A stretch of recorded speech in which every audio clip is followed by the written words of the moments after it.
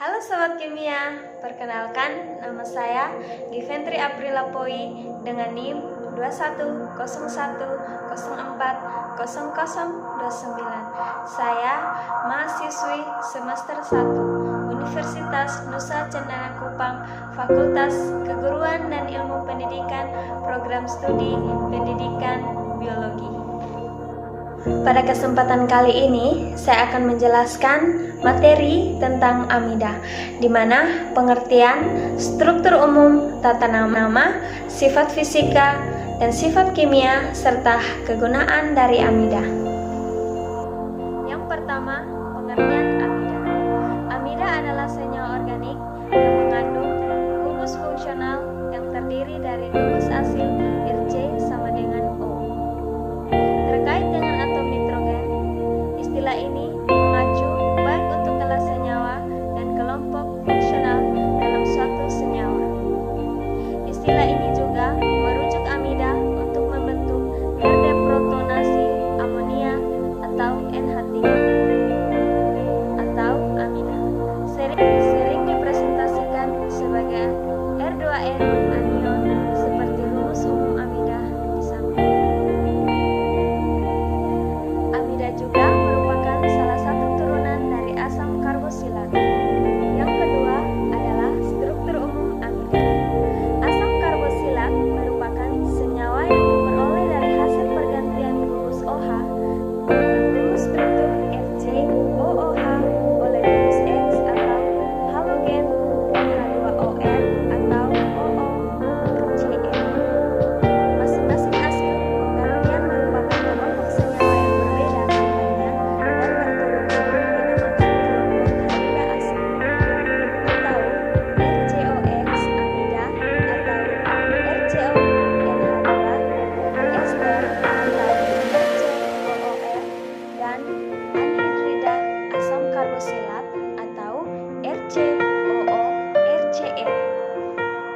Tiga adalah tata nama amida. Yang pertama, nama amida primer berasal dari nama iupak dari asam karbosilat yang mana akhiran OAT diganti dengan amida. Kecuali asam asesat yang dapat langsung diberi akhiran amida menjadi asetamida. Contohnya metanamida dan etanamida. Yang kedua, untuk penomoran gugus CONH2 mendapatkan nomor 1. Yang ketiga, jika terdapat substituen pada amida primer, nama substituen ditulis lebih dulu. Jika substituen lebih dari 1 dan tidak sejenis, maka penyusunannya berdasarkan urutan abjad. Sedangkan jika substituen lebih dari 1 dan sejenis, maka nama substituen mendapat imbuhan di, tri, dan seterusnya. Contohnya pada kedua gambar di samping. Nama dari gambar pertama adalah 2-etil 3-metil pentanamida. Sedangkan pada gambar yang kedua 2,2-dimetil meksanamida. Perlu kita ingat, gugus CONH2 selalu mendapatkan nomor 1. Yang keempat, penamaan amida sekunder diawali dengan huruf N dan diikuti dengan nama gugus asil, seperti pada contoh di samping. Pada gambar pertama, N-metil propanamida. Pada gambar kedua, N-propil propanamida. Yang kelima, jika amida sekunder memiliki substituen yang sejenis dengan gugus asil, maka posisi substituen ditulis setelah huruf N. Karena substituen sejenis dengan gugus alkil yang terikat pada gugus NH, maka dapat diberi imbuhan di, tri, dan seterusnya. Contohnya pada gambar di samping. Senyawa dengan bentuk struktur di samping adalah N3-dimetil heksanamida. Yang keenam, Jika amida sekunder memiliki substituen yang tidak sejenis dengan gugus alkil yang terikat pada gugus NH, maka penamaan berdasarkan urutan abjad dari nama gugus alkil. Contohnya pada gambar di samping. Nama senyawa dengan bentuk struktur di samping adalah N-etil 2-metil butanamida. Dan yang ketujuh, penamaan amida tersier diawali dengan 2 huruf N.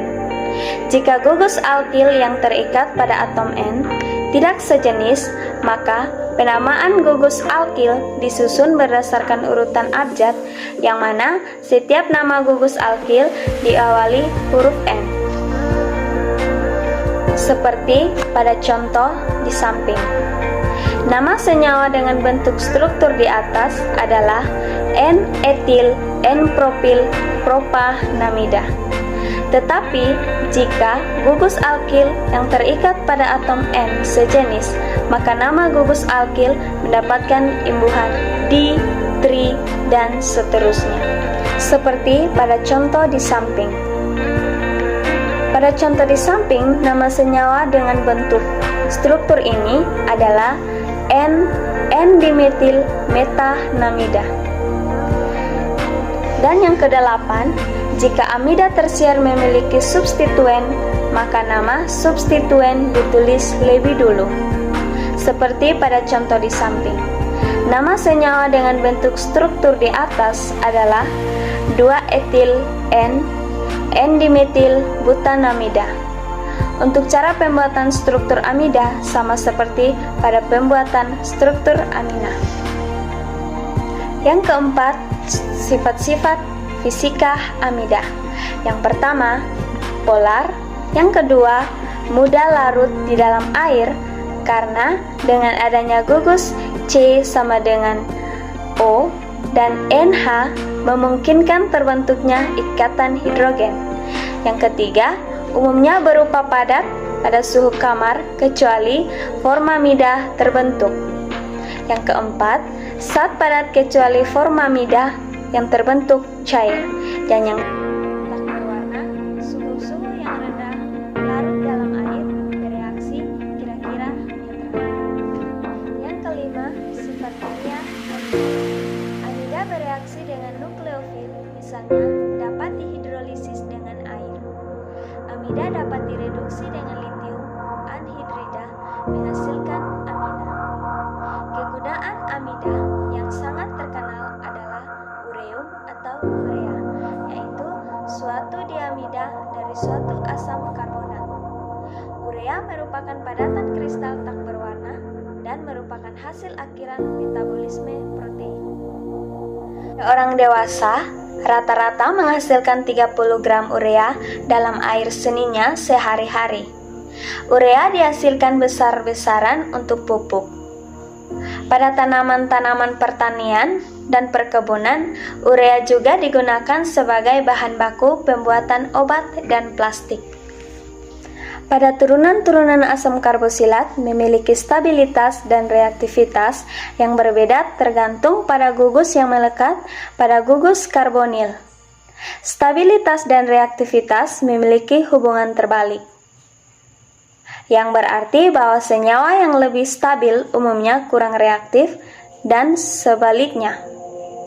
Karena asil halida adalah kelompok yang paling tidak stabil, maka masuk akal bahwa senyawa ini dapat secara kimia diubah ke jenis lain karena asil halida adalah kelompok paling tidak stabil.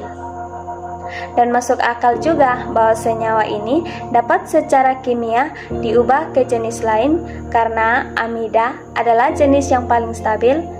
Pada secara logisnya, harus mengikuti bahwa amida tidak dapat dengan mudah berubah menjadi jenis molekul lain.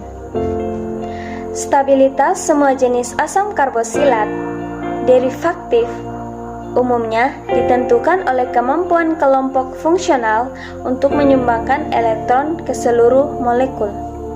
Pada dasarnya, semakin elektronegatif atom atau kelompok yang melekat pada gugus karbonil, maka molekul akan kurang stabil.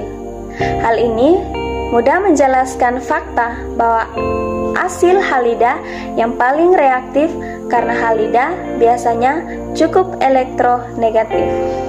Pembahasan yang keenam yaitu kegunaan amida. Poin yang pertama, amida berguna dalam pembuatan obat-obatan seperti sulfaamida yang digunakan untuk melawan infeksi dalam tubuh manusia.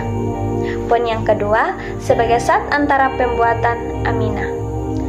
Dan yang terakhir, poin yang ketiga, sebagai bahan awal dalam pembuatan suatu polimer seperti palmitamida yang digunakan sebagai bahan penyerasi pada penguatan karet alam dengan silika. Sekian materi dari saya. Terima kasih. Sampai jumpa.